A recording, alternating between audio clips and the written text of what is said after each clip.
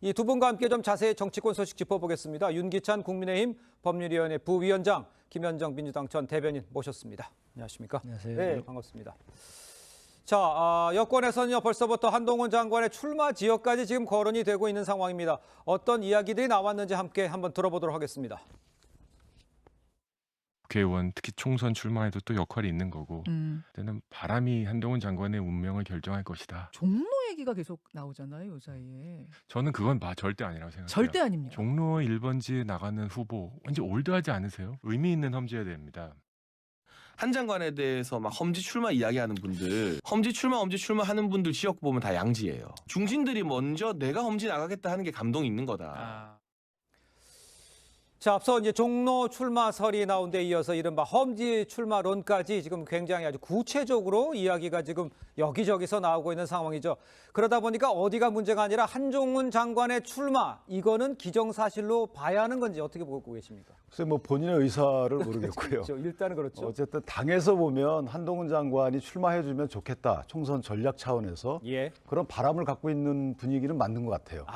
그런데 이제 한동훈 장관이 출마를 결심하게 되는 계기가 두 가지가 있을 텐데 예. 하나는 본인이 이제 법무장관 이후에 앞으로 어떤 정치적 행로를 예정하고 있을지 모르지만 예. 그 해당 정치적 행로에 부합하는 행보를 할 거 아니겠습니까? 그렇겠죠. 거기에 따라서 출마 여부 또는 출마 지역을 선택을 할 것이고 또 하나는 이제 당에서 원하는 듯이 4월 달 총선에서 당에 유리한 결과를 가져다 줄 총선에 유리한 전략적 차원에서 한 장관이 출마 여부 또는 출마 지역 선택 예. 이 문제가 달라서 아마 조정훈 의원이나 뭐 장해찬 최고가 얘기하는 그 내용이 다른 것 같아요. 그러니까 조정훈 의원 같은 경우에는 한동훈 장관의 개인적인 앞으로의 정치적인 행보 이런 차원에서 얘기를 한 것 같고 장해찬 최고의 경우는 당 입장에서 보면 조금 더 여유 있는 지역 가서 당 전체적인 총선 전략 차원에서 부합했으면 좋겠다. 예. 뭐 이런 취지의 얘기인 것 같아서 예. 저는 두 사람의 얘기가 다른 것 같지는 않습니다. 그러면 윤 부위원장께서 보시기에는 상징적인 장소에 나가서 승부하는 것, 아니면 험지 가서 살아와서 분위기를 전체적으로 이끄는 것, 이 둘 중에는 어떤 쪽에 가 맞다고 보세요? 근데 이제 상징적인 장소에 가서 하는 것은 저는 의미가 크지 않다고 봐요. 그러니까 종로도 예전 같은 그런 의미를 부여하지 않고 네. 왜냐하면 모든 국민이 종로에 표심을 주시하는 건 아니거든요. 그런데 종로에 가서 만약에 사전 여론조사를 했는데 한동훈 장관이 지는 걸로 나온다.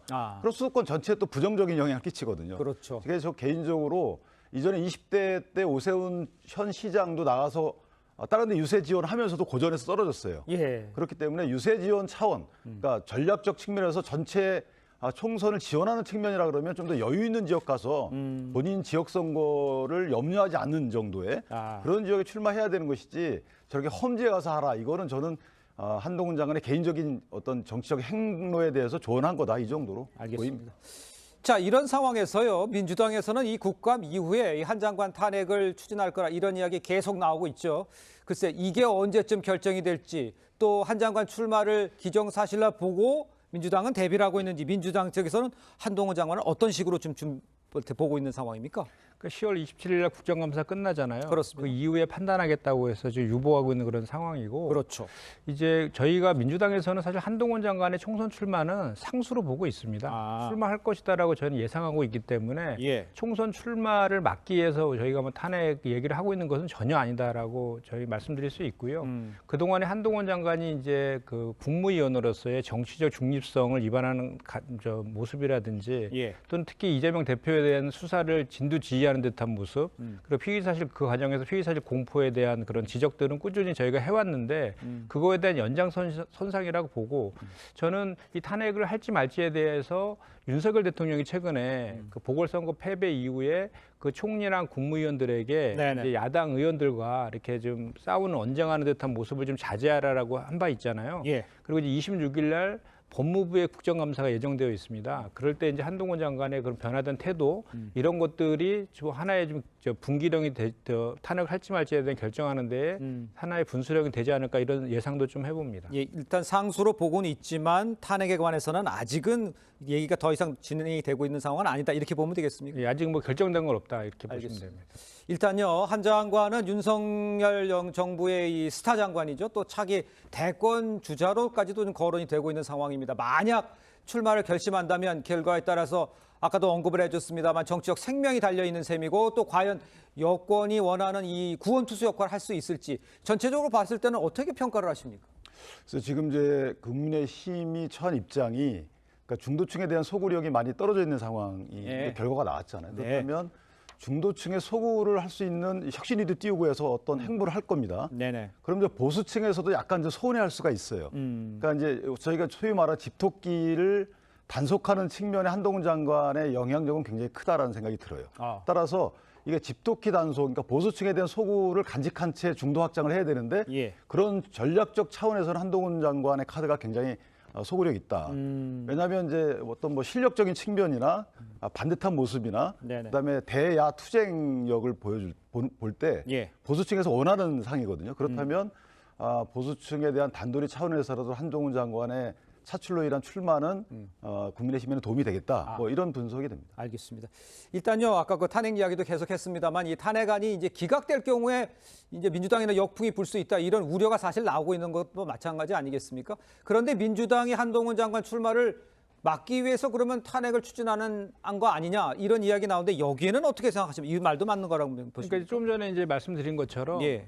저희 민주당 입장에서는 한동훈 장관은 그 이제 총선 승리를 위해서 역할을 할 것이다, 나올 것이다라고 보고 국민의힘에서? 저희는 오히려 그 특정 뭐 종로라든지 험지라든지 이런 것보다는 예. 한동훈 장관이 대선 후보로 두각을 나타내기 위해서 총선에 출마하는 게 아니잖아요.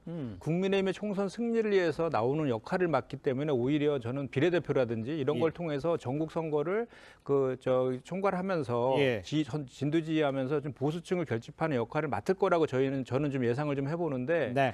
일단 한동훈 장관의 탄핵과 관련해서는 이런 겁니다. 제가 좀 전에 말씀드린 것처럼 한동훈 장관이 그동안 법무부 장관으로서의 예. 그런 그 정치적 중립성 위반이라든지 또는 아까 피의사실 공표라든지 이런 등등의 헌법과 법률을 위반했다는 여지에 대해서는 예. 분명히 해석의 여지가 분명히 있습니다. 그게 위반했다라고 보는 시각도 있고 또 위반하지 않았다라고 보는 시각도 있지만 결국은 판단은 헌법재판소에서 하는 건 맞습니다. 그렇겠죠. 예. 뭐 검찰에서 혐의가 있다 해서 기소하지만 반드시 유죄가 나온 건 아니듯이 예. 그 결정에 대해서는 뭐 헌재가 이제 판단할 문제이지만 탄핵이란 것은 우리 그 입법부에 주어진 가장 큰 또 정치적 권한이기도 하거든요. 예. 그 정치적 권한을 행사를 검토하는 정도까지 이르는 거에 대해서는 한동훈 장관이 그동안 해왔던 예. 그런 행태들 그런 것들이 그 원인을 제공했다는 그런 측면에서 보면 예. 앞으로 이제 우리 민주당에서 어떤 결정을 할지는 아직 미정이지만 그렇죠. 지금이라도 한동훈 장관이 바뀐 변화된 태도 이런 것들이 좀 필요한 시점이 아닌가 이런 생각이 그러니까 결과적으로 그러니까 그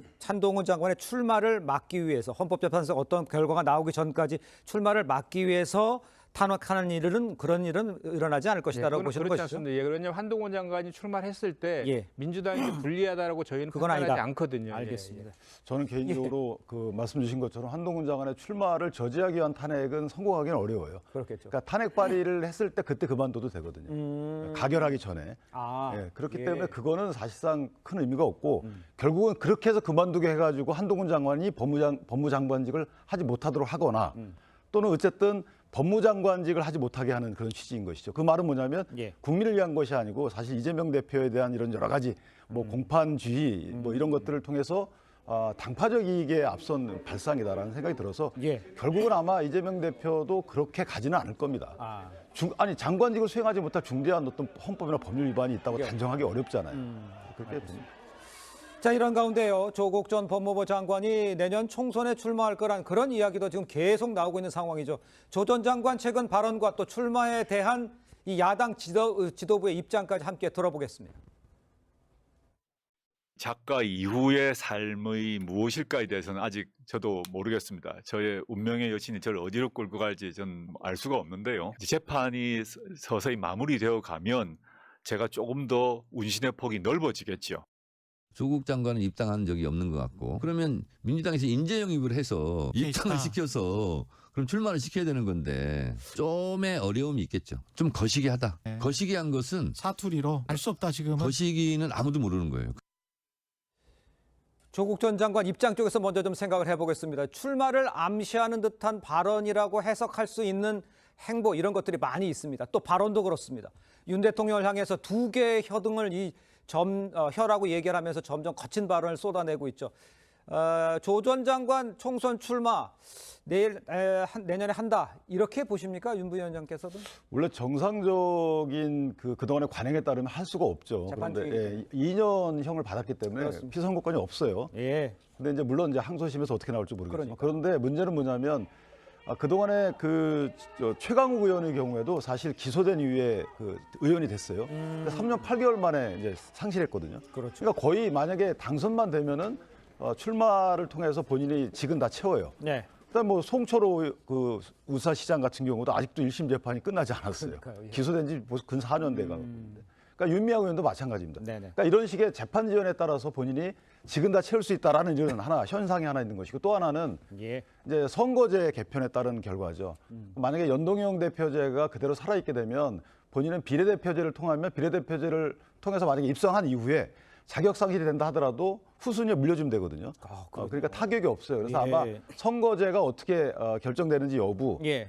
이런 것 또 하나는 이제 문재인 대통령의 뜻이죠. 저는 개인적으로 이재명 당대표가 이낙연 지사와는 손을 잡지 않아도 네네. 문재인 전 대통령과는 손을 잡고 아마 공천을 행할 가능성이 큽니다. 예. 그렇다면 문재인 대통령이 조국 전 장관에 대한 빚을 졌다고 한 그 표현이 예. 어떻게 현실화되느냐에 따라서 예. 출마 여부가 결정되지 않을까 이렇게 알겠습니다. 자, 그런데 아까 들어보셨습니다만 민주당 지도부 이 조 전 장관이 아직 입당하지 않았다면서 말을 아끼는 모습이죠.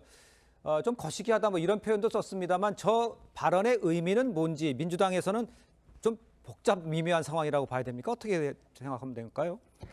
그렇죠. 이제 조국 장관 하면은 이제 사법개혁, 네네. 검찰 개혁 강하게 추동하는 과정에서 이를 이제 반대하는 이제 윤석열 검찰총장 시절에 검찰과 이제 세게 부딪힌 거 아니에요. 그래서 처음에는 사모펀드 관련된 혐의로 인해서 수사를 시작했다가 결국은 별건에 별건 등등을 해서 온 가족이 지금 뭐 멸문지화를 당하듯이 수사받고 이제 재판을 받고 있는 그런 상황인데 예. 그렇게 검찰 개혁을 추동하는 과정에서의 그런 이제 반대적으로 고초를 겪고 있다는 거에 대한 뭐 심적인 그런 공감은 좀 하지만 예. 이 정치는 현실 아니겠습니까? 그리고 그렇죠. 당 시스템이 있기 때문에 지금 1심에서 유죄 판결을 받고 항소 중인 그런 상황에서 현실적으로 이제 공천을 해서 우리 민주당 이름으로 출마하는 것은 현실적으로 쉽지 않지 않느냐라는 의미인 것 같습니다. 그러면 조국, 추미애, 송영길 이분들의 출마에 대해서는 민주당에서는 어떻게 생각하십니까? 지금 당 차원에서 공식적으로 지금 뭐 논의하고 이런 것은 전혀 없고요. 근데 본인들의 활동은 그런 쪽으로 많이 기운 거 아니에요? 그렇죠. 이제 예. 그 조국 전 장관이라든지 뭐 추미애 전 장관이라든지 또 송영길 전 대표 같은 경우에는 어떻게 보면 지금 윤석열 정부랑 아주 새 전선에서 대립각을 세우면서 예. 그런 싸웠던 그런 분들이어서 예. 실제로 그 조국 전 장관이나 송영길 대표 같은 경우는 현재 재판을 받고 있고 한 분은 네. 이제 피의자의 신분이기 때문에 예. 현실적으로 출마하는 거는 현실적으로 쉽지는 않아 보이고요. 예. 그 추미애 장관 같은 경우에는 이제 강력한 지지층이 있습니다. 분명히 이것도 마찬가지로 윤석열 대통령과의 총장 시절에 장관과의 그런 관계 속에서 형성된 것인데 강한 지지층이 있는데 이 지지층을 바탕으로 해서 민주당에서 공천을 받아서 출마하는 것은 약간은 좀 별개의 문제인 것 같습니다. 알겠습니다. 지켜봐야 될 것 같습니다. 알겠습니다. 자, 국민의힘 소식도 좀 살펴보죠. 혁신위 인선 1차 시한이 내일입니다. 기득권과 영남 중심 인사들을 탈피할 거란 이런 전망이 나오고 있습니다. 글쎄요, 뭐 내용이 전해진 것들이 없습니다만 안에서 보시기에 어떤 인사들이 합류를 할 건지 뭐 좀 나오는 게 있습니까? 그래서 뭐 일부 언론에도 좀 나오곤 있지만 예. 어쨌든 많이 이렇게 알려져 있는 분들은 아니고 당내 인사는 어차피 뭐 저희가 알 수 있는 인사지만 그렇습니까요? 일각에 뭐 여러분이 논의가 돼요. 김경률 회계사라든가 예.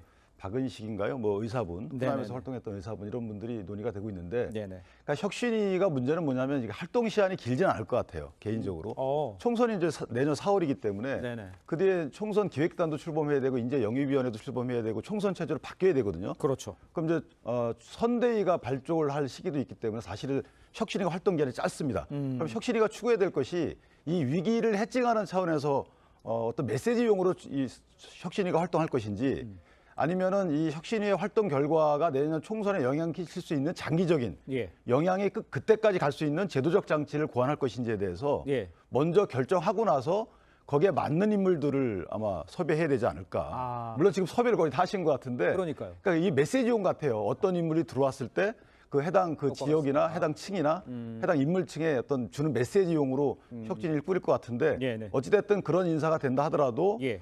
영향력이 언제까지 갈지에 대한 고민을 먼저 하고 그걸 제도적 장치로 할 안을 마련하든지 예. 아니면 메시지 위주나 당의 브릿지 역할을 할 것인지 이런 것에 대한 위원장의 먼저 고민이 필요하지 않을까 이렇게 생각합니다. 알겠습니다. 이준석, 유승민계 넣어야 한다 이런 목소리 나와 있는데 밖에서 보실 때는 가능성은 있어 보이세요? 혁신위원회?